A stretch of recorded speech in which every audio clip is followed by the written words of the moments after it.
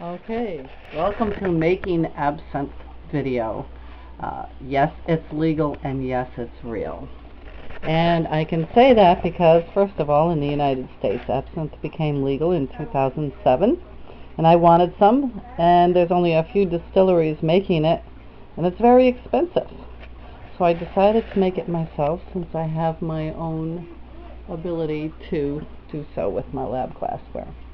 And I've been crafting herbs for a long time, so I did some research and I collected the ingredients. I used organic wormwood, anise, fennel, licorice root, hyssop, lemon balm, coriander, juniper, and citrus peels, and some cinnamon and nutmeg. And this is the maceration, which simply means I have the bulk herbs soaking in an ethanol alcohol. And I say legal for me to make this at home because I did not make the ethanol, but the way the distilleries make it is they make their own ethanol and then they soak the herbs into that, and that's the maceration that they then refine to make absinthe.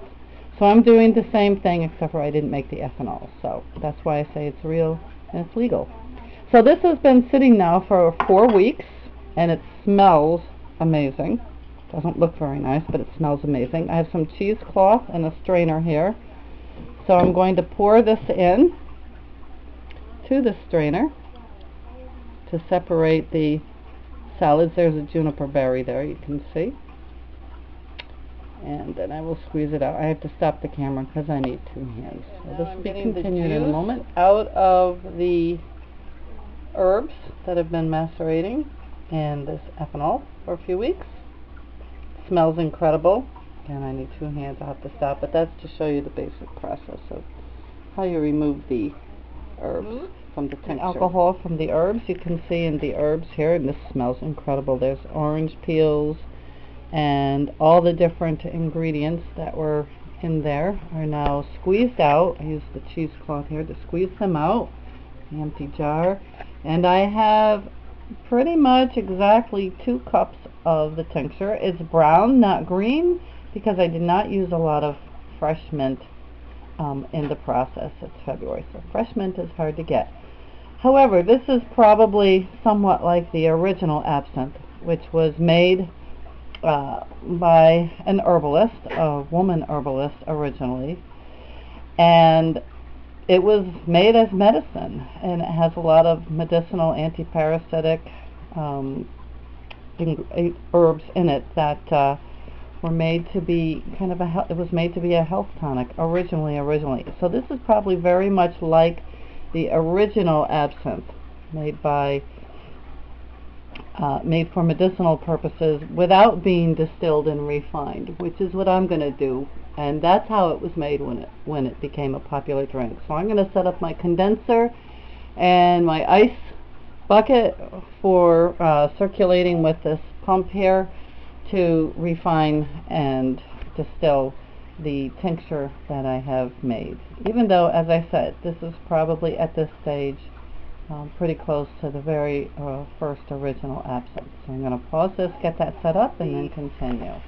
16 ounces of tincture in the 2-liter boiling flask with, I put it in a pan of water just to get a more even source of heat around the flask, a better boil, and I also put in some crushed coal to promote more even boiling. I have the still head attached with the thermometer, even though I don't need the thermometer because I'm not worried about any wood alcohol, because I started with a pure ethyl alcohol, so I don't have to worry about a methyl alcohol. But I like to monitor the temperature anyway. I want to see what's going on. I like to watch things carefully. The condenser is set up to this fountain pump here with some, I already have some ice cold water bottles that have been frozen with some tap water in order to keep that cold. I have a supply of frozen water bottles. Rather than ice cubes, they last longer.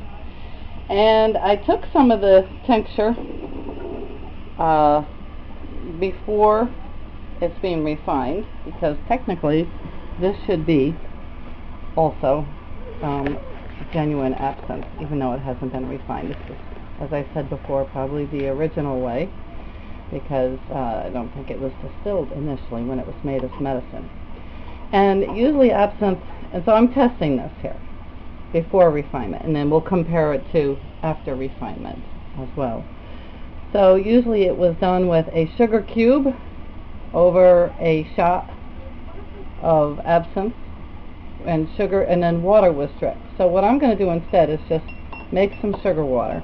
And what I'm looking for here is to see if this will turn cloudy like real absinthe does.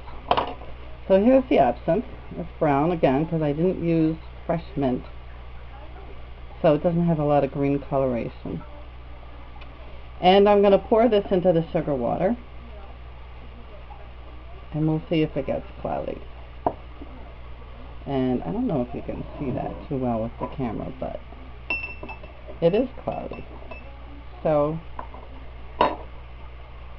almost milky. Bring this over into the light a little better here. So it started like this. I didn't pour the whole thing in. And now I'm going to do a taste test, which I wish you could try, but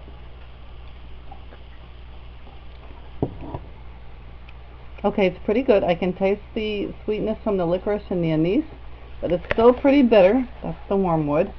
So maybe the refining process will take care of that. We'll see. I'm going to stop this now and start it up again when we are actually distilling.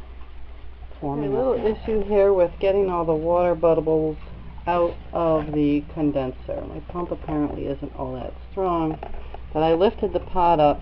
A lot of the bubbles came out. We do have a trickle of water circulating through. So, but again, you can see there's some air bubbles here, so I don't know what I'm going to do. I guess I will monitor this. I'm also going to wrap a towel around here to prevent excessive condensation in the hydro flask from just dripping back down. Okay, we have a nice, steady, even boil of the tincture maceration. And we have a nice, steady drip. I already tried a shot of this with some sugar water, and it tastes completely different. There's absolutely no bitterness now at all. It's really smooth.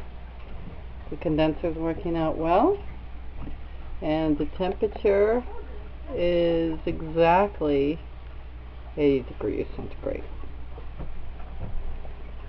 So I'm going to let this continue to refine and purify and shut it off when it's done. And we have made our first batch of absinthe. The next batch I think I'm going to try using a refinement process, more like the distilleries are using, where the herbs are macerated overnight in the ethanol and then purified and distilled the next day.